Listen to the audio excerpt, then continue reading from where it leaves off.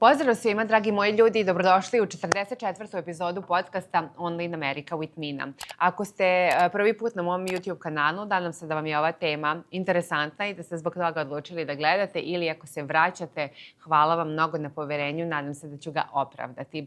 Danas imam vrlo posebnu gošću i ovaj intervju će biti na engleskom, ne zbog toga što ona ne priča srpski uopšte, već zato što je srpski nije toliko dobar. I ako ste gledali prethodnu epizodu, 43. gde smo pričali o automobilima sa Strahinjom Gostovićem, ovoga puta se nadovezujem na tu temu na neki način, budući da mi je gost, odnosno gošća, njegova supruga. Zašto? Zato što nam je Kia Gostović, iz prve ruke, slobodno mogu da kažem, rekla kako je biti 10 godina u braku sa Balkancem, odnosno sa Srbinom. I zašto je ona, uprkos tome što je živela u Evropi i uprkos njenom američkom životu i pored svih Amerikanaca ovde i drugih nacija, izabrala da se uda i da rodi decu baš jednom momku sa Balkana. Tako da ovo je njena priča, u stvari ovo je njihova ljubavna priča i dala je neke vrlo korisne i zanimljive savete kako je biti srpska snajka. Dobrodošli u 44. epizodu.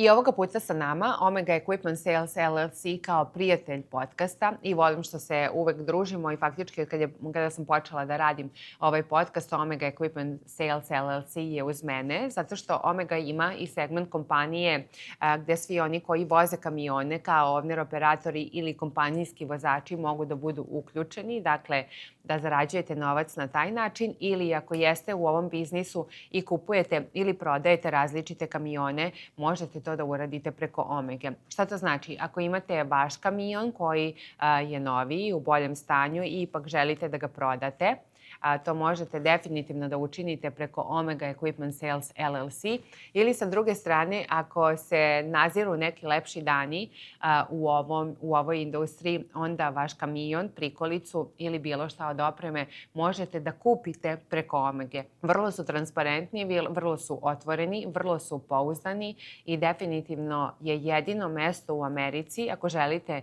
na pravi, ispravan i legalan način, naravno, da kupite kamion koji ćete dugo da koristite. Kao što ćete moći da vidite, za vreme snimanja ovog podcasta, prijatelj podcasta jeste Skadarlija, restoran koji skoro 10 godina uspešno posluje na teritoriji Chicago-landa, kako vole ovde da kažu, zato što imaju super hranu, tradicionalnu balkansku, zato što imaju dobru muziku, zato što je atmosfera dobra, a samim tim gde ćete više razloga da se i naši ljudi, i Amerikanci, i ne Balkanci dobro provedu i zabave na jednom tipičnom balkanskom mestu. Tako da hranu možete da poručite i preko aplikacije i da vam stigne na kuću. Sve što želite da jedete u pitanju su tradicionalni balkanski specijaliteti. Isto tako vikendom je sjajna muzika ili ovako ako želite neki doručak, kakav možete da jedete samo na Balkanu, ili ručak ili večeru, to svakako možete da uradite u Skadarliji, tako da sigurno jeste pravo mesto gde sve prijatelje možete da okupite i da vidite dobro poznata lica. Kada govorimo o hrani, vidjet ćete u ovoj epizodi o čemu smo sve pričali i naravno moja gošća je prošle nedelje imala priliku da proba i odličan burek iz European Food Factory, kompanije koja već dugo godina za redom pravi tradicionalnu balkansku hranu. I naravno da se ovde među našim ljudima mnoge stvari vrte oko kamiona i oko hrane, pa tako zahvaljujući European Food Factory-u možemo da uživamo u sjajnom bureku i sjajnom jogurtu za početak. Mi smo ga probali i u ovoj epizodi ponovo, pošto se dobija od mleka koje je proizvedeno kod Amiša. Ja bih stvarno podvukla njihov fenomenalan burek koji ima 85% punjenja, naravno različiti ukusi, meso, sir ili ako želite, ako ste vegetarijanac i želite nešto malo drugačije da probate, ili vegan, pa želite nešto drugačije da probate, a isto tako ako uživate u slatkišima, tradicionalnim, balkanskim, to možete da učinite ne samo u Michiganu gde su bazirani i gde ih ima na 2 lokacije, već i ovde u Chicagu. I u opisu ovog videa vidjet ćete naravno koje su sve mesta i prodavnice gde možete da ih probate. Zahvalila bih se naravno i mojim prijateljima iz Estetika House of Beauty koji se nalazi blizu centra Čikaga i ako želite da učinite nešto lepe za svoje lice, telo, obrve, nokte, šminku, to definitivno možete da učinite kod njih. Gde god da živite u Čikagu, verujte mi da je vredno puta i putovanja, gde god da se nalazite, koliko god blizu ili daleko, da učinite tako nešto korisno i dobro za svoje lice i telo. Dakle, profesionalna šminka, masaža lica, masaža tela, sređivanje obrva, sređivanje noktiju i naravno različiti tretmani posle kojih ćete se definitivno osjećati bolje. Ja bih još rekla da odlično rade, pošto su sve Evropljani i Evropljanke i onda je nešto što je tipično i tradicionalno za nas i ne morate mnogo da objašnjavate šta želite, pošto oni uglavnom znaju šta i kako mi hoćemo i na šta smo navikli. I dodala bih da odlično rade nadogradnju trepavica, što je vrlo popularno, ali ne mora da deluje ni veštački, ni ružno, već može da bude vrlo prirodno, u ostalom kao i svi tretmani u Estetika House of Beauty. I do kraja juna dobijete 20% popusta ako iskoristite kod MINA20, tako da ću ostaviti u opisu ovog videa gde se nalaze, blizu su, gde god u stvari da ste u Čikagu, oni su blizu i dobijate 20% popusta na sve usluge u junu. The beginning first, how do you feel over there in that chair? Nervous, not nervous? No, I'm good. You're good? Yeah. I mean, like if you want to do like a YouTube project by yourself, right? Then you need to get used to this. Yeah, right? absolutely. Okay, cool. Like, Sakinya, your husband, so the thing is, when he, like, who watch, and I hope there's like a people who actually watch and still watching podcasts, when he was a guest, so he told me and he mentioned that, like, I asked him, what do you think, like, do you know, like, any person who would be, like, a good guest, like, in this podcast, or give me, like, a referral, what do you think? Yeah. And he told me, like, his wife, Kia. Okay, so Kia, welcome. And Thank you. like, it's good to be like, I guess, what do you feel when I tell you like srpska snajka? You know, how does that feel? People call you like that, right? Yeah. Because you're married to Strahinja. Yeah, it's nice. It's like it's different from, I guess, how we do it in the U.S., where I would be, you know, someone's sister-in-law or, you know, daughter-in-law. It's like, I'm just Snaika. Everyone calls me Snaika. So it's nice. It's, you know, a nice, endearing term and makes me feel important. And I assume that you watched like that episode when he was a guest. So what do you think? How was that? How was he? Yeah, well, it's all in Serbian. Okay, so did you understand? I assume that you did understand something, right? Yeah. So I understood like bits and pieces of it. But I mean, he's very good at his job, so he's very knowledgeable, and you know, it was great for him to just be able to talk about his job and what he does, and really just to be able to help other Serbians that may be in the market for a car and understand the do's and don'ts of it. You're in real estate, right? Yeah, I'm a loan officer for RATE. Okay, so how does that work? I mean, is it like 9 to 5, you work from home, or how's that? Yeah, so I work from home. Hours can vary. I mean, yes, there's like a typical kind of like 8:30 to 5:30, but it's really just the needs of the business. Sometimes I work on weekends, sometimes I'm working later. So, you know, people are always going under contract and looking to buy a house, so I have to try and be available as much as possible. Let me ask you, like, while I have you here, like in that chair, how's market like right now, and how's everything going in real estate? Yeah. So is it a good moment to purchase a house or a there's property? never a bad time to purchase a house, okay? Because at the end of the day, real estate is always going to be a stable investment. There's always ebbs and flows to the business. Rates are high right now, but it's never a bad time to invest in real estate, because what we know is that the market, you know, housing prices have continually gone up year after year after year. So buying now to be able to build that equity over the next 5-10 years is always going to be a good, sound investment. Okay. And like while working, since you work like from home, you have Strahinja's mother, like helping, supporting. Godsend. Right? Yep, we love her. it's easier for you, right? Because like you have like 2 kids. Yes. So tell me more about that. Yeah, so Luca Nikolai, Nico is, we call him Nico for short. He's 4.5, and then Luca is 6.5. So Luca is going into 1st grade, and Nico will be going into kindergarten. So when they're in school, you know, Bobina has time to kind of do things around the house and have her own time, but obviously when they're out of school, she's watching them, and because sometimes I have to work later, she's there to take care of them, which is amazing. That's cool. So she was over there, helped you like learn a little bit like more Serbian language and like with kids as well. But like people in general, like in Serbia, when you would say to like Srpska snajka that she needs to live under one roof with her like husband's mother, you know, that's not always well and nice. But like you don't have that like experience, right? She helps you a lot. Yeah. Like, I mean, in general. Yeah, and you have good relationship, right? Yes, we do. I think it's definitely more common in Serbia to have grandmothers, you know, that live with you and help out. It's common in the U.S., but not so much as like a live-in grandparents and things like that. So I know when I was pregnant with Luca, and I was talking to one of my coworkers, and I said, well, you know, probably going to have my mother-in-law come and stay with us. And she's like, oof, don't do that. And I was like, why? She's like, that's not a good idea. But it's different. It's different in Serbia. And for us, it really works. And she's been a great addition to our family.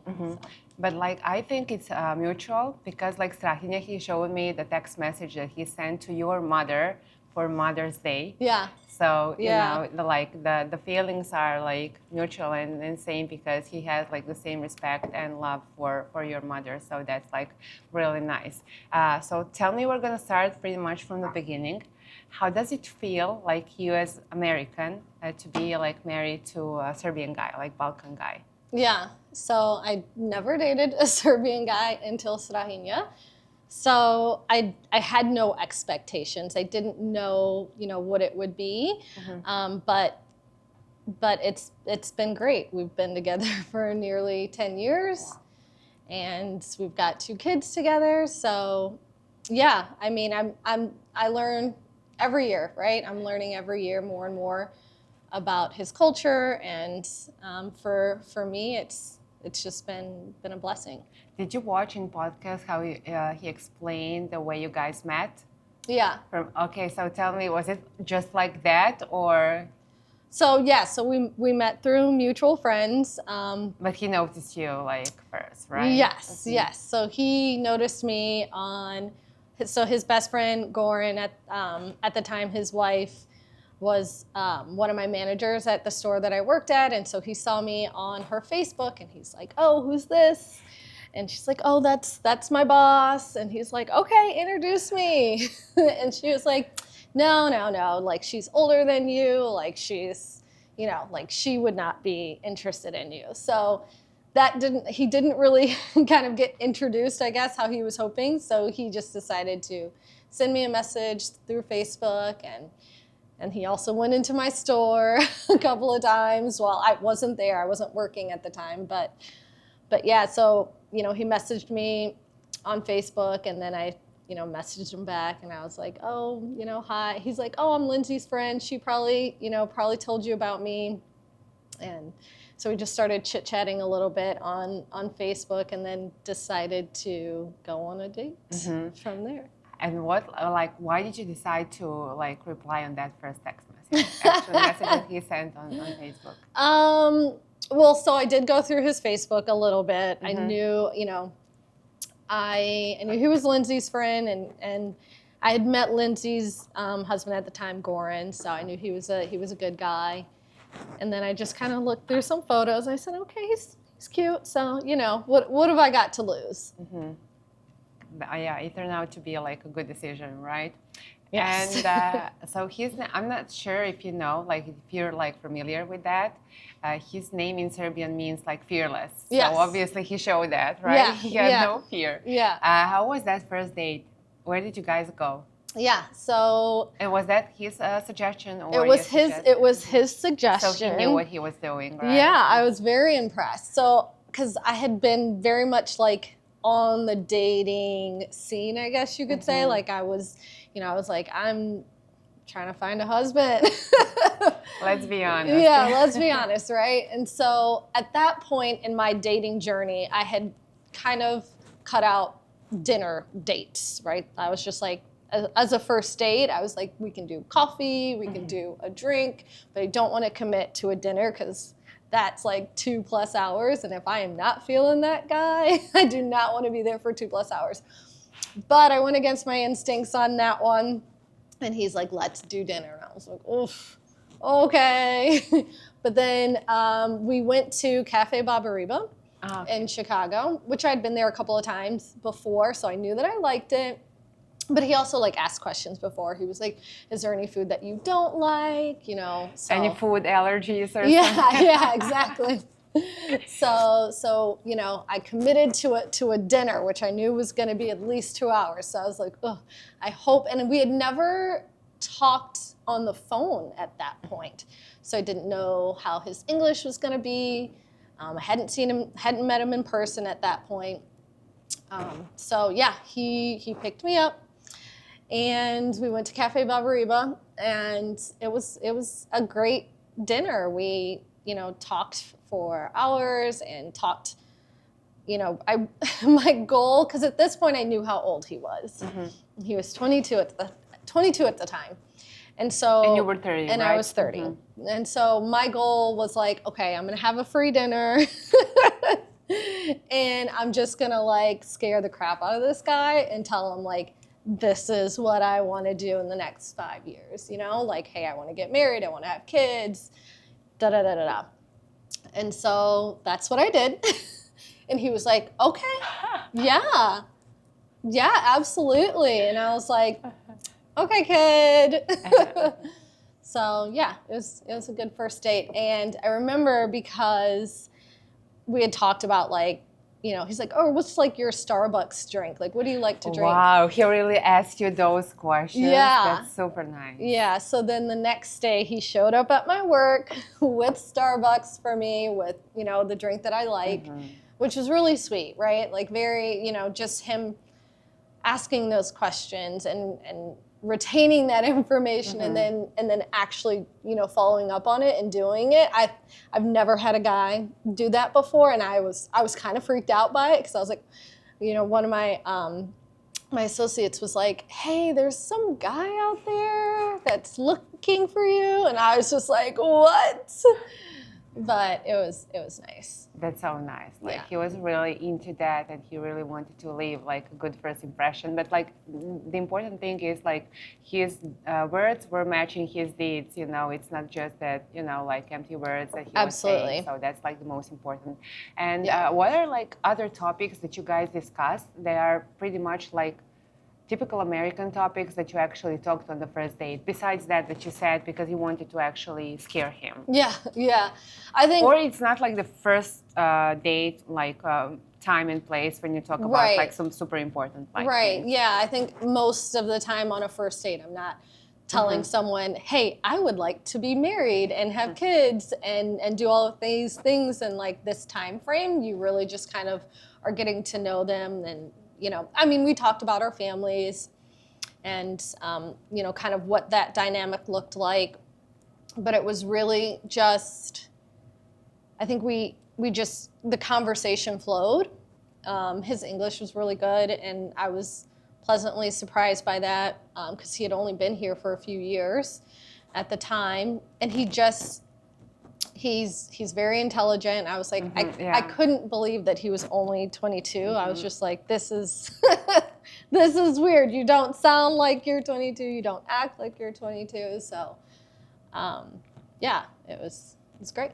I hope like one guy won't watch this, but like when I just like moved from Serbia to United States, okay, there was a guy who asked me like 10 times to like go out with him, and he flew from Georgia to Chicago just for a date, okay, and we went to some place like in downtown, like rooftop, okay, and he's from Montenegro, and they're like super like traditional, you know, and like all the way, you know, in that way. So, and he his like third sentence was like, I want to go back I want to meet my wife here, and I want to take her back to Montenegro, and I want to raise my kids like over there. Yeah. And I was like, I went to the restroom and I never came back.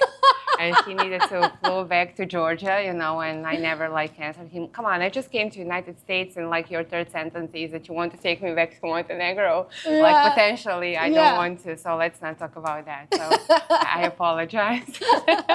my first apology. So I know what you're saying. So he did scare out of me, but you didn't like scare Strahinja. Yeah, that was my goal. But yeah, that's cool. And if you can compare like American guys that you've been dating until that moment, what's the difference? Why you were 30 and why? I mean, is it like a destiny, or what was the reason that you haven't met? It had to have been destiny. but yeah, I think with American guys, or at least at the time, like just. Oh gosh. Or you don't remember. You don't remember. No, I mean, just like immature, not serious, not, you know, really looking at like the next 5 years or, you know, in the future, like what they want. It was just kind of like, everything was just like, let's see how it goes. I was very much at the point of my life where I was like, I don't want to waste my time, and I don't want to waste your time. So let's figure this out fairly quickly if this is going to go anywhere, you know? And so for me, that meant asking and talking about the important things fairly quickly to figure out, okay, is this something that we want to pursue or not? And I felt like with American guys, they weren't very direct. They, you know, it was kind of like, oh, I'm doing this, and, you know, maybe this is what I want to have going on in the next, just like fluff, you know? Yeah, it's like still exploring, want to try like everything. They don't want to commit like general. Yeah. And I do understand. And tell me, like, I met Strahinja and now I met you. Do you guys ever like argue? Because it doesn't seem, you know, but like probably like everyone does. So is that like in Serbian? Is that like, does he like say something in Serbian or like in English? Or how does that work? Yeah. We do argue. I wouldn't say we argue a ton, but when we do, we try and like figure out like from each person's point of view, you know, and come to, I guess, some sort of middle ground, or whether it's, hey, I understand your point of view and you're right, or I understand your point of view and, you know, I still disagree, but like, how can we like move past this? And like, we just don't ever let things just go and stay mad at each other or be resentful, because at the end of the day, we want to make sure that we can keep a healthy and communicative relationship, and that's, we have to talk through the things that are bothering us, or talk through the things that, you know, we maybe he doesn't understand or I don't agree with. We talk it out till we figure it out. He told me that sometimes he has issues like finding the right word in English, and then you tell him, it's not that one. It's this word that you're looking for. Yeah. Yes. It happens. It happens. I mean, obviously English is not his first language. And I think that's just one thing that I've kind of understood from the beginning, you know, being patient and you know, because I lived in other countries and I've been used to different cultures and different ethnicities and different languages, you know, understanding that just because somebody says something, you know, and if English isn't their first language, they may not have said it how they wanted it, you know, to come off. So. Yeah. Oh, like I feel that, yeah. And you've been living in Paris and London for like 4 years. Do you think that that made an impact? You know, because like obviously you're not like typical American like girl, lady, woman. You don't raise your kids like what I see here, like American like moms that do in general. So does that made any impact on your life now, like traveling and living in Europe? Yeah, definitely. I think just opened my eyes to so many things outside of the US and being able to see how other cultures live and, you know, how they raise their kids. All of that's kind of, I think, really helped me in my relationship with Strahinja because I've been outside of my comfort zone and I know what it was like to move to a country where I didn't speak the language. And so I get how that was for him coming to the US. And so for me, it's just being a lot more compassionate and understanding and forgiving. But yeah. And he told me the way how it was when he met your parents. Yeah. And there was some side talk, right? So how was that? Were you nervous, or like what was the period after which you decided to meet him with your parents? Yeah, I was nervous. Or for was sure. that like a secret, or you know you were just like straight up and you told them, hey guys, I have like. I told him, yeah. So he came over. The first time he met all of my family was for Thanksgiving. You have 2 sisters, right? I have two older sisters who were both married and had kids at the time. So I'm the youngest. You know, everyone was like waiting on me to find a man, right? And you know, my sister was like, you can't be picky. You just need to choose somebody. I was like, that's crazy. I'm not doing that. But no. So, and I had never brought a guy home for really any holiday. And so I chose Thanksgiving. And we had just met the month prior. So we'd literally only been dating for a month at that point. And I was like, hey guys, I'm bringing somebody for Thanksgiving. And they, you know, my mom and my sisters like had these like side texts about like, oh my gosh, Kia's bringing somebody home for Thanksgiving. It must be serious. She's never brought somebody home before. So I think they were very anxious to meet him because they knew like it's got to be serious, right? Like she's never done this before. So I was like, the pressure is on for him and me to make a good impression, you know, because obviously I want to make sure that my family likes him.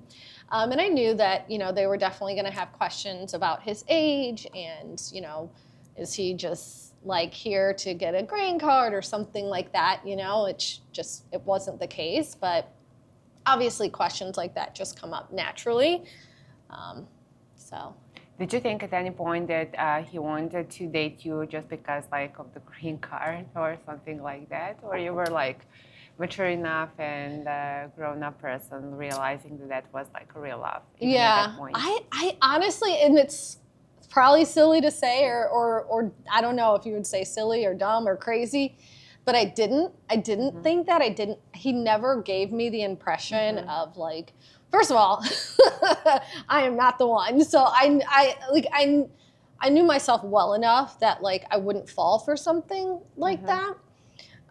So yeah, for me, it wasn't a thought. It was very much, you know, us falling in love and it was real. And obviously we had those conversations really early on, you know, about like, okay, what does that look like if you know, once your status changes and you're supposed to go back, you know, what do we do? What are the next steps? Like, are we going to be ready to get married at that point?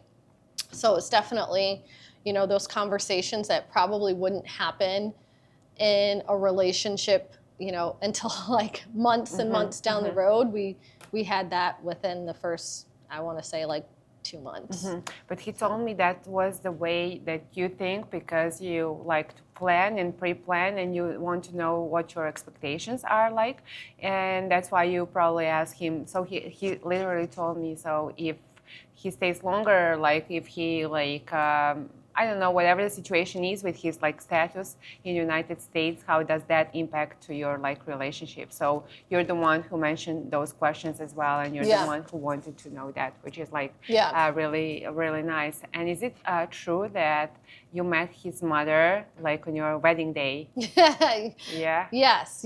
So we got married in Santorini, Greece, which is very beautiful, and it was kind of just like a good meeting point for like his family. It was, you know, a fairly short trip for them to come over from Serbia, and then my family had flown to Santorini, and so yeah, that was, I had, you know, obviously seen Bobana on FaceTime, and we'd chit-chatted before, but it was obviously the first time that we'd met in person. So it was a little nerve-wracking, but all good.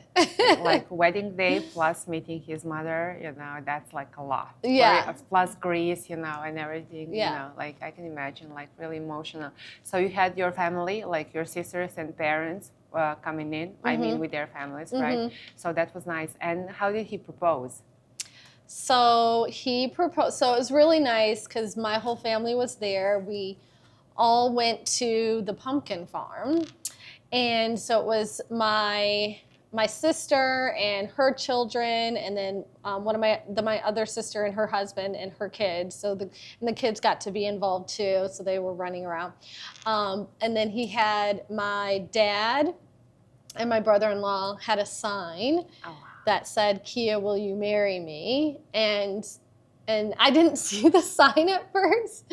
He just got down on one knee, and then like all these people started like looking, and I was like, oh my gosh. But yeah, that it was really cute because it was in the pumpkin patch, and my niece and nephews were running around, and he had planned it all out, and it was great because my family was there too. So. Yeah, you were not alone. And that was like a year after you met or so, right? Did you give him some like, when you met or after that, those like first conversations, did you give him some like time frame or period of time, you know, like for dating, and then like that you wouldn't break, or? I think. Or that was just like spontaneous? No. I don't think I gave him like a timeline of when I thought like he had to propose to me, but I think we moved in together really quickly. We moved in together after 3 months of knowing each other. So that was probably like a bigger deal, right? Because I told him I've never lived with a guy before. I was like, if we are doing this, like we are getting married. Like this is, and it wasn't like there was a time frame on when we needed to get married, but it was definitely like, I'm moving in with you. We're moving in together because the goal is that we are getting married. So I think that was like a big step. And then naturally, you know, as we got to know each other more and live together and really understand kind of our backgrounds and how we were raised and what we wanted for the future, then it was naturally just the next step. We got engaged after a year. Was there any like exact moment? This is like the advice for each and every girl like watching this. Was there any moment that you exactly knew that he was the one, or how does that go? Or it's just like situation after situation that he was proving himself and you were proving yourself as well in his eyes? Yeah, I don't know. It just happened really quickly with us. It's kind of one of those things where you dream about what it's going to be like when you find your future husband and how you guys fall in love. And I was like, I hope I just know.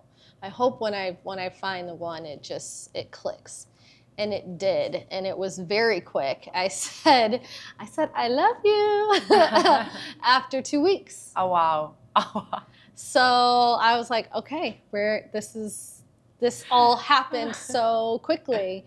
And so I think, yeah, our relationship progressed very fast. And I think I attribute that to his intelligence and his maturity level, and just the conversations, the deep conversations that we had early on to really say, are we compatible? Can we make this work? is this something that we both want? And the answer was yes.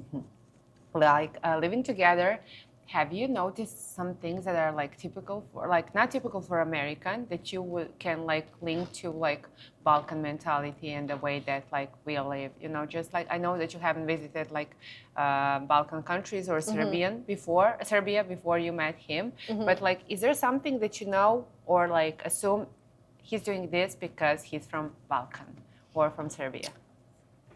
Or he's like totally not typical Balkan man. Yeah, I don't know. I think it was, he's very direct. So I feel like that was like a little bit different than American guys, and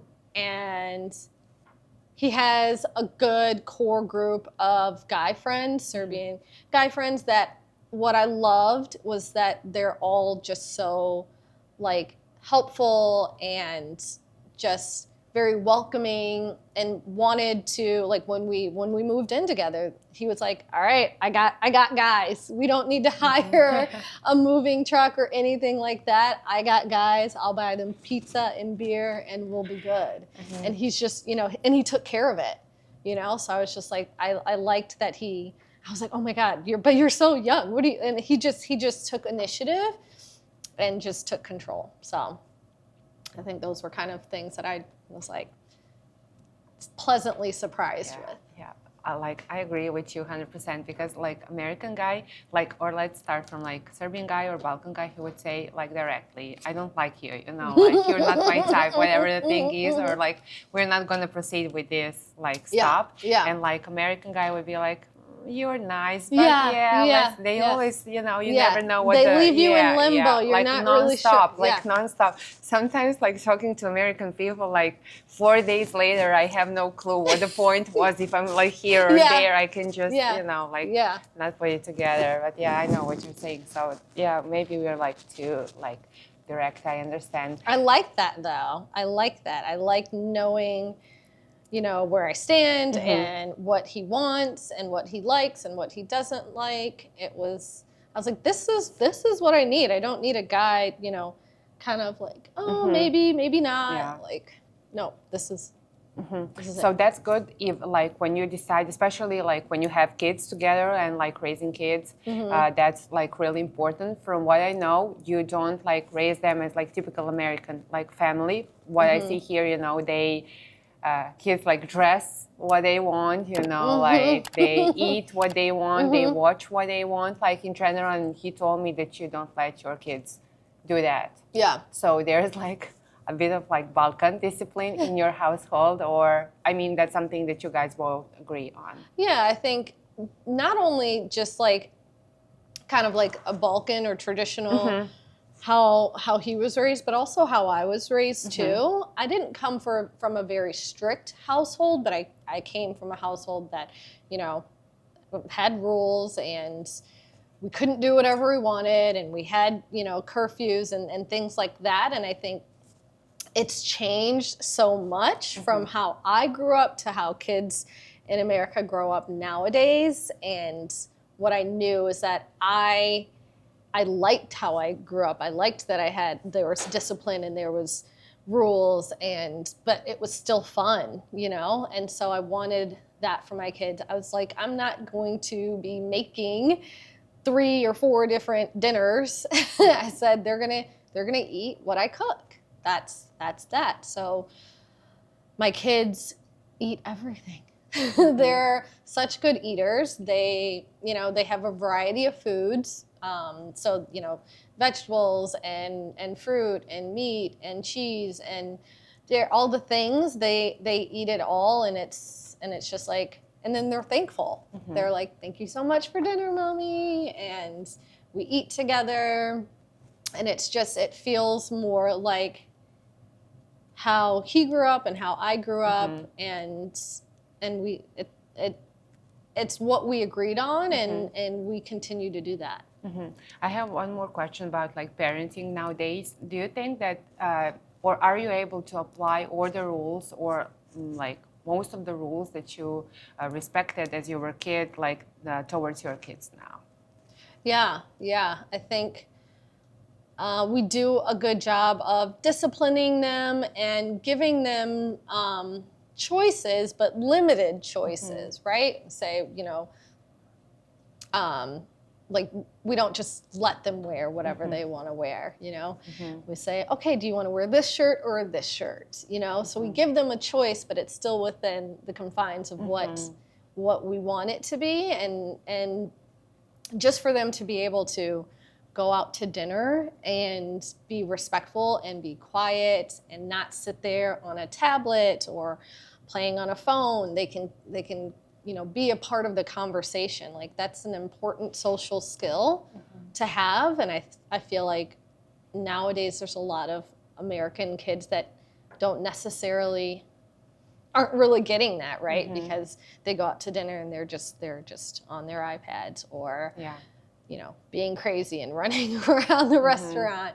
So we try and just make sure that they behave. Obviously they're kids, we understand that. They're not always good.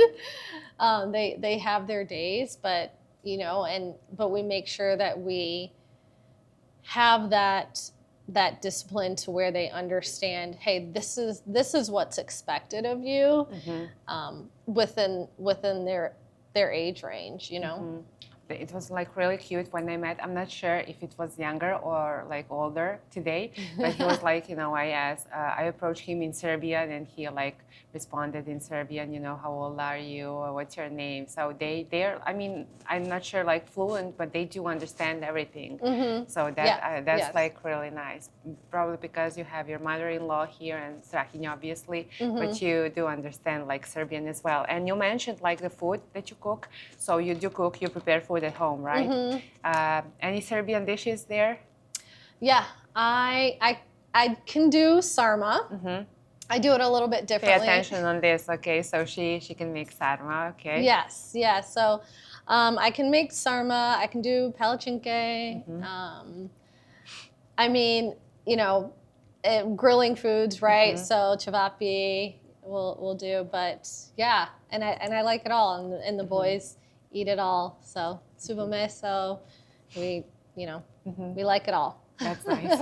Okay, so you do like suvo meso. I know that you tasted burek like a couple of days ago when that was actually like a present, big gift. Yeah, I'm gonna have you actually. I'm gonna have you try this yogurt. Maybe you're not like a fan. Maybe you are, but this is actually from Amish milk. So they get milk from Amish people in Wisconsin.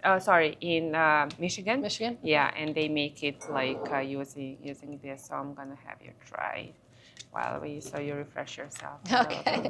What else I wanted to ask you, Kia? So you do prepare food, like Serbian food, and is there like any like American dish or type of food that Strahinja likes to eat that he just likes the way that you prepare? American food? Yes. He's not picky, which is nice. So he'll eat mostly anything I cook. He doesn't like pork chops for some reason, so I don't really end up cooking pork chops anymore. But yeah, because I'll do a variety of things, right? I'll do Asian-inspired dishes. I'll do Mexican-inspired dishes. So he likes it all.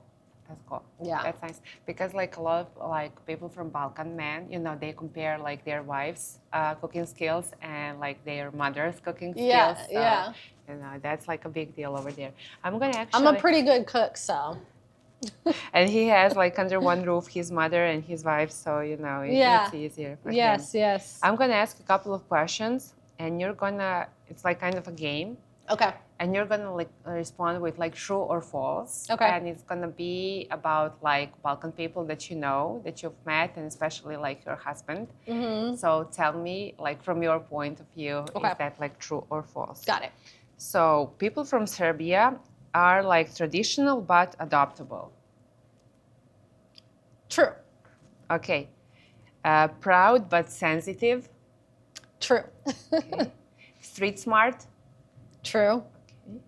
Protective and jealous in a relationship. True. Okay. proud of appearance?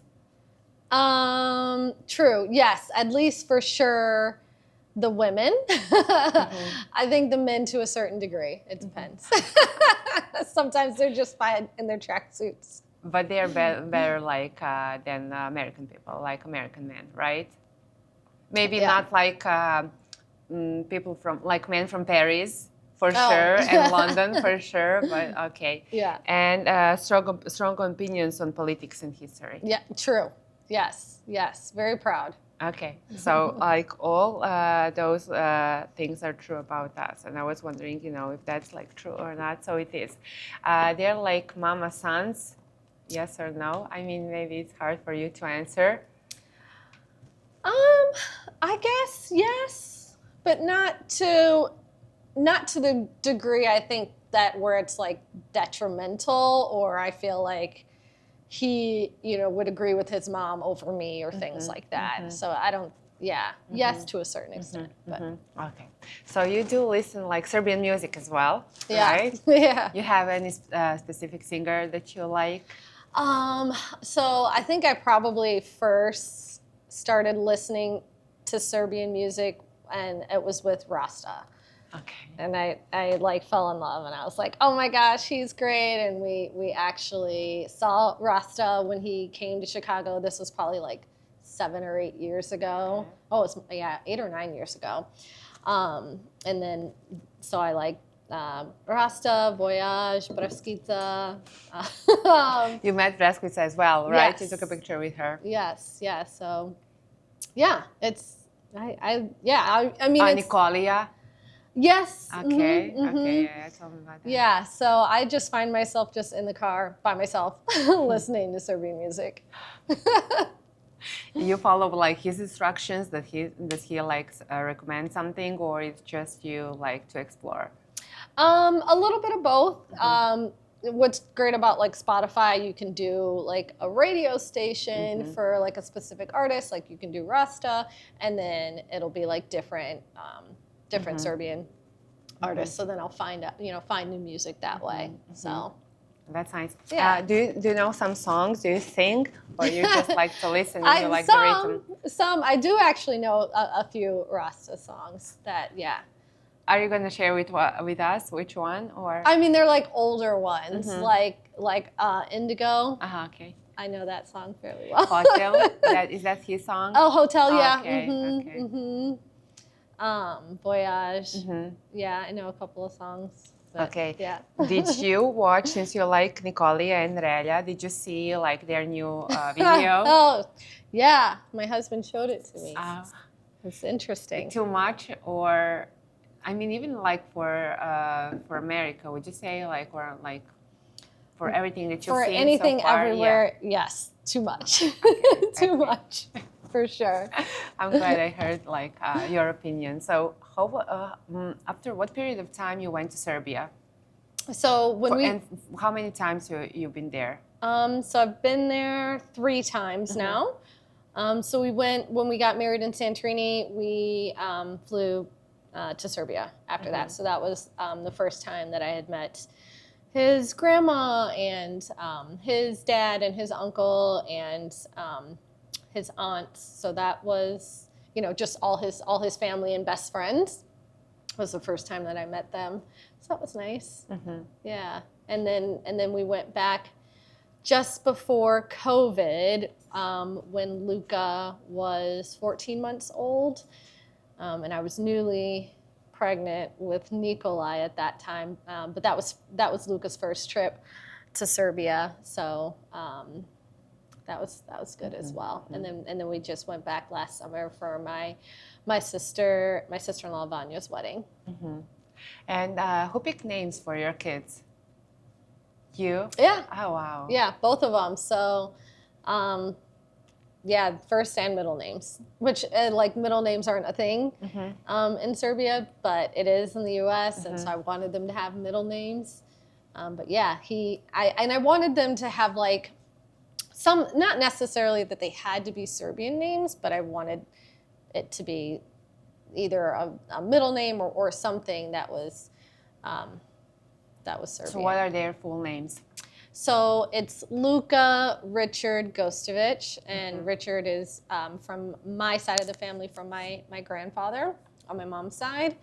And then it's Nikolai Vuk Gostović. Oh, wow. Oh, wow.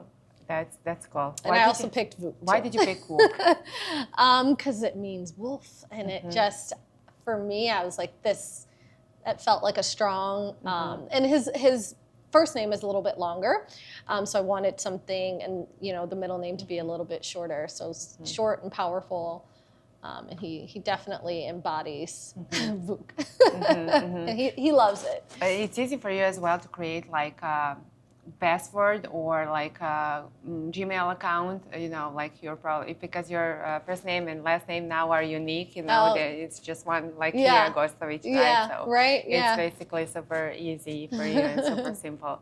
And what are the things that you liked over there visiting Serbia?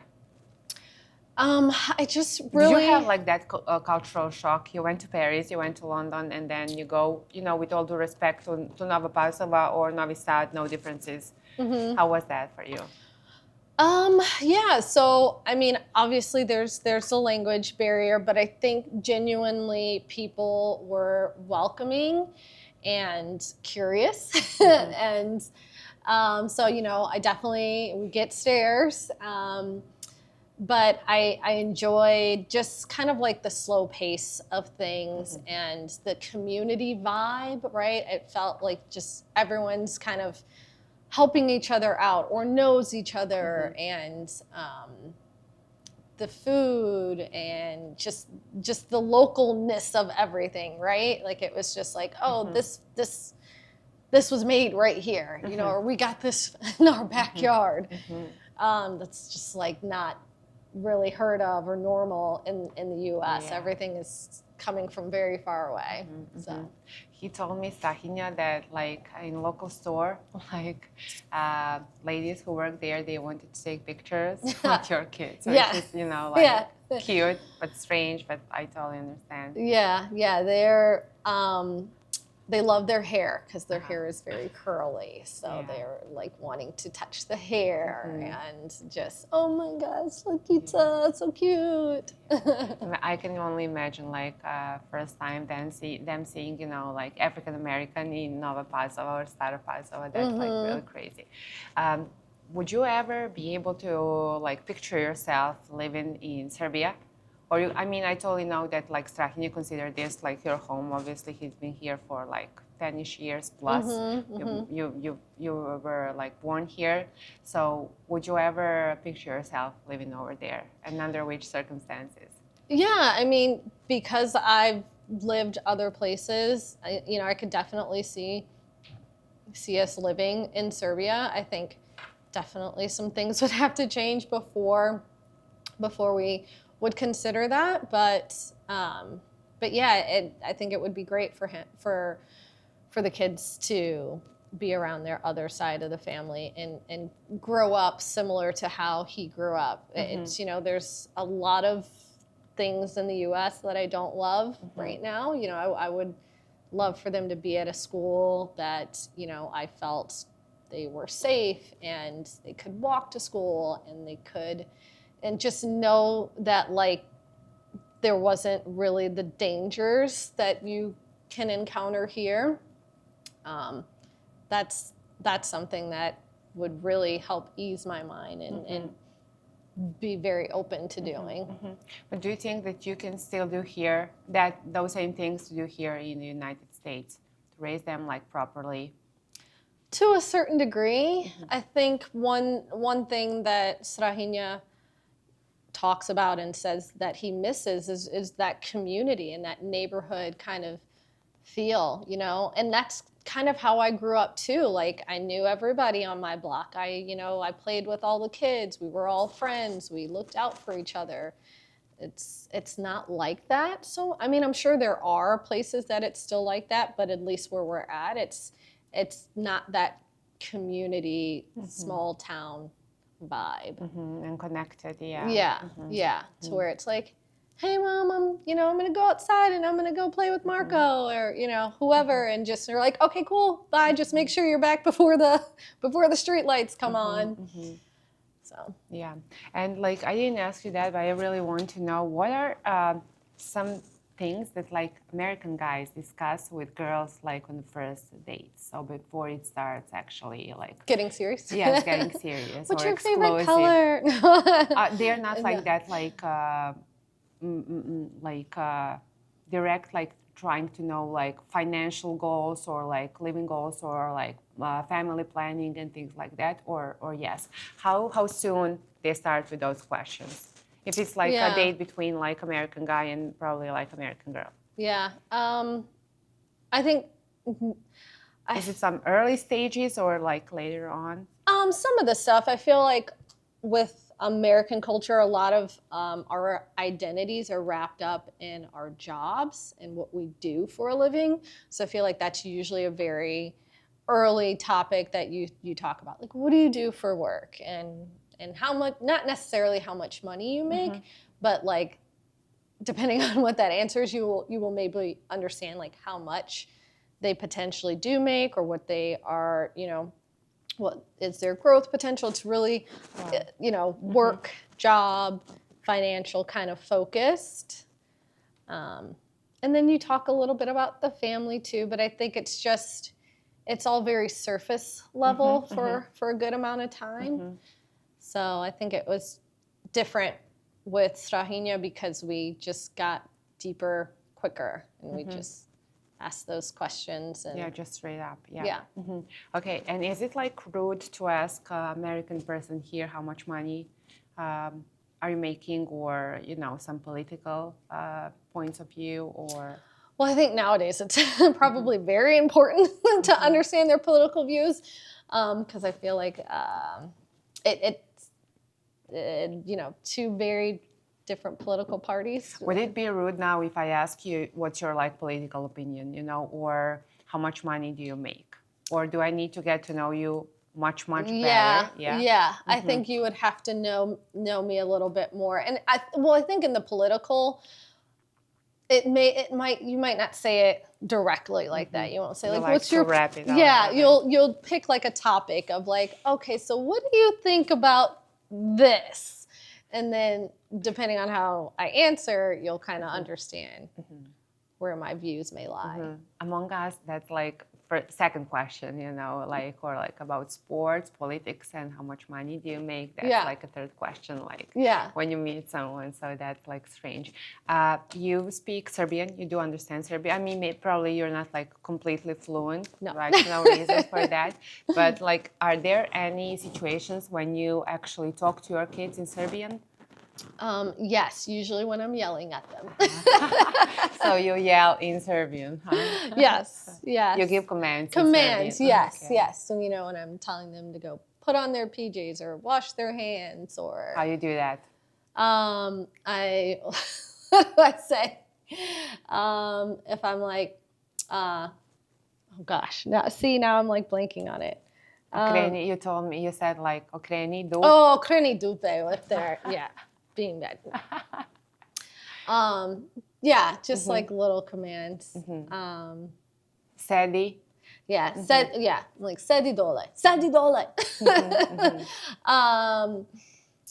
Dođi vamo. I always say it when I'm like angry. I don't know why. It just like sounds like more tougher and then like a little bit more rough when you say it in Serbian. Then come over here, please. Can you please come over here? Yes, exactly. I would like to tell you something. Yeah, in Serbian it's not like that.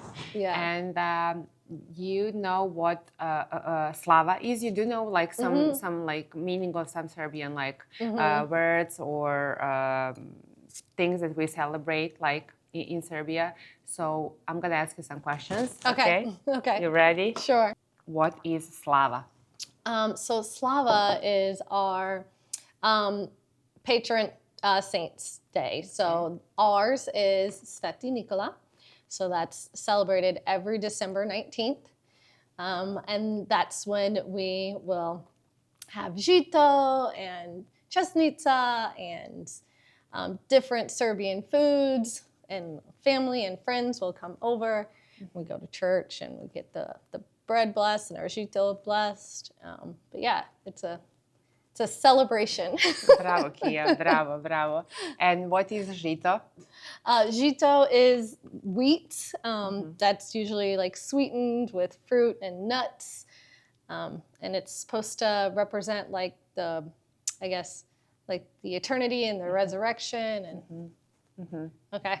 Yeah, that's good. Like 2 of 3. And like the third question is, do you know what Christian Orthodox or like Serbian people say when they celebrate Božić? Yes, Christos rodi. Bravo, bravo, bravo, bravo. Vaistinu se rodi. Bravo, bravo, bravo. That's all I wanted to know. Okay, you were okay. good. You were good. You were good. You passed the test.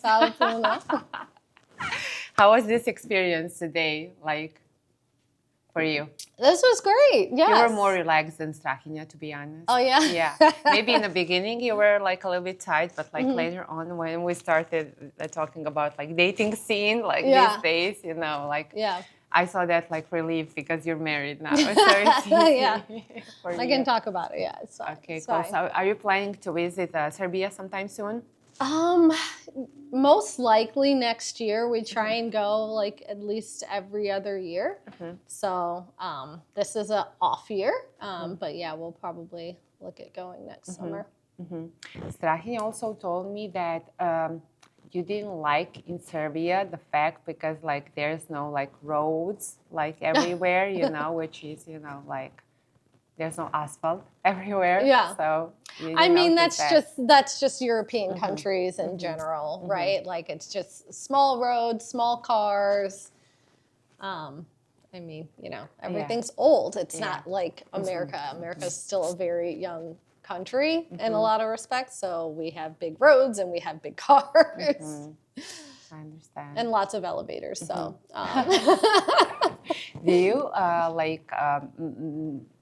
like meet or have some gatherings with Serbian friends, or do you all the have time. some Serbian friends with you? Yes, yeah. So I think that's one thing that I had to like kind of get used to, because Strahinja is, I wouldn't say that I'm an introvert by any means, but he likes to host and likes to have, you know, people over. And so, but I feel like our Serbian friends are more like family now. We've known them for so long, and so it's always nice when they come over. And it's, you know, we go over their place too, so it's a back and forth, and the kids enjoy it, so it's always a good time. So definitely, like, if you're planning to start some YouTube channel about like mixed families, you know, that would be so cool to watch, because you're both like really interesting. You have interesting personalities, and it would be nice to watch, especially like with your kids speaking Serbian. And it's like really strange when you see like African American kid, you know, with that strong genes, you know, saying imam 6 godina fluently, you know, like in Serbian. That's so cool. When we were preparing for this conversation, you mentioned that you guys met when he was like a ballet guy, right? So how was that for you? I mean, I knew that this wasn't, like, this was just a job that he had right now. And obviously he was very young, so for me, it wasn't so much about how much money is he making, or what is his current job. It was me looking at how hard does he work, and what are his goals, and what does he want to do, and what is he working towards. So for me, it was, I can see the potential, and I can see that, like, ultimately he wants to succeed, and he wants to do well, and he wants to be able to provide for his wife and family. So I was looking ahead. I saw the potential, and I said, I better snag this one before somebody else does. So that's what I did. But you didn't like, that wasn't something that like determined him, actually, right? You know, it's not like absolutely. He was making like this amount of money or this amount of money, and that wasn't a reason for you not to spend some time with him and meet him like understand him better and more. That's really cool because like a lot of girls nowadays, you know, they don't like to date guys if they're not making this amount of money or that amount of money, you know, which is like, you know, like strange than what you guys did like 10 years ago. And also what I liked when he mentioned is that he's like super supportive, like for those periods when you were making more money or when you were like more successful at your career, he didn't have any like ego problems with that, you know. So that's like really nice. Tell me more from your point of view about that. Yeah, I mean, well, there's an age difference, right? So that's one thing that I understood and he understood, like, hey, I'm not where I'm gonna be in 10 years from now. And I knew that I'm you know, have been in my career a lot longer, so obviously I'm going to be making more money. And, you know, at the end of the day, it was, okay, we're still in this together. Like, it wasn't ever me supporting him or him supporting me. It was really just, let's figure this out and eventually we'll get to where we both want to be. And that's what we did. But like that was really nice sentence when he said that like you went to a trip to Mexico because thanks to you and because of you, you know, pretty much. And he was like, I'm over there just thanks to my wife, you know, and I'm enjoying this trip. And he didn't need to have like some leader role in that or anything like that. He just like accepted his role in all of that. So that was cool. And tell me more about like roles in your household. Yeah. Is there like any leader, any followers, or how does that work?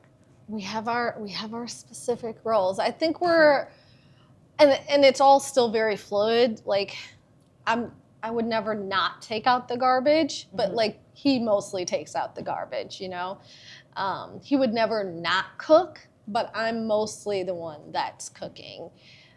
Because I work from home, I do a lot more of like the household work, you know, in terms of laundry and things like that. But it was never like specific roles of, oh, I'm you know, not gonna, he would never be like, I'm not gonna clean dishes or I don't do this. You know, it was just at the end of the day, it's like, how do we function and how do we make this household work? And it's picking up the slack for one or another whenever it's needed, and just being fluid in that.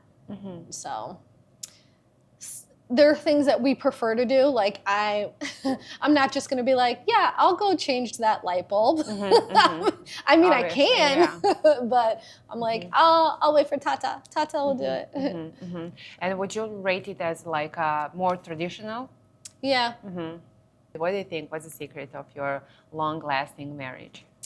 Like Serbian people, they knock in the wood, you know, when they for luck. You know? Yes, I do too. Yes, I think just being open and honest and communicating with your partner is so important, and talking about the serious things, the serious topics, right? And it's okay to disagree. It's okay to, you know, not always say, or just, you know, go against your beliefs or just say, oh, it's fine. I'm just whatever you want to do. It's like we just communicate so we can come to a common ground and really just make sure that we work through our issues and understand how we want to raise our kids and how we want to live and what's important and what's maybe less important. And it's ever changing, right? We're always evolving and growing and understanding each other more. And at the end of the day, I mean, we love each other, and we just want to make sure that we keep that love strong, and that's by that communication. I like the way you said that, like those roles, that it's not something like firm and strict, but you know, it's like more like changeable and movable, and that's like really nice. Maybe that's like the secret, actually, that flexibility. Having like a more absolutely, people, absolutely. Like I think a lot of times one thing that Strahinja always had like a really hard time with with me, and I've definitely changed, and I'm so much better now. But when we, first started dating and we were together, I was single for a very long time. I was very independent. I did, everything myself. So it took some getting used to for me to be able to be like, oh, you're going to do that for me, or you want to do that for me, or me just like sharing stuff, right? Like I was like, no, this is mine. This is mine. Like, this is how I've always done it. But I think when you're sharing your life with someone, you've got to be open, and you've got to be able to say, this is ours. So I was very much mine. I'm better with that now. But yes, just being, I don't know. I think we do a really good job of really trying to understand the point of view of the other person when we disagree. Because, sometimes we'll be very passionate about what our view is or how we feel about something, but we intentionally listen to the other person to be like, to really understand where they're coming from. So then we can take a step back and say, okay, maybe I could have said that differently, or maybe, that was not how I meant to say it or do. To like be able to talk about it, come to a solution of some sort, and then move forward and commit to doing better. Right? We're always committing to like being better and doing better for ourselves, for each other, for our family.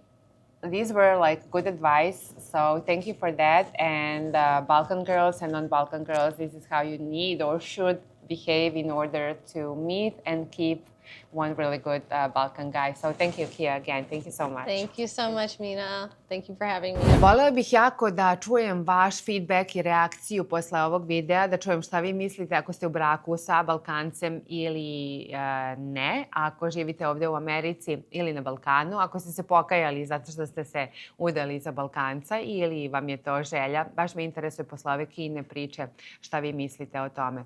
Naravno, bilo kakav komentar je dobrodošao. Like, share, subscribe i vidimo se za nekoliko dana ponovo.